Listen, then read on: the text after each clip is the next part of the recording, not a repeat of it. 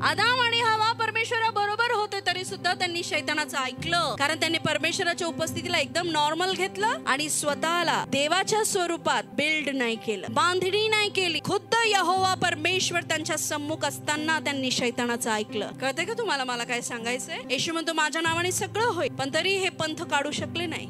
अक्षरशः शपथ घातली त्यांनी येशूच्या नावाची, तरी पण ते घालू शकले नाही, कारण त्या याजकाच्या 7 मुलांनी नाव वापरलं पण नावाचं चारित्र्य आपल्यामध्ये ठेवलं नव्हतं. काम नावाने नाही तर चारित्र्याने होतं. म्हणून येशूचं नाव कुठे जीजस आहे, येशूचं नाव कुठे काय, येशूचं नाव कुठं काय, येशूचं नाव कुठं काय, आणि तरी सुद्धा काम होतं का?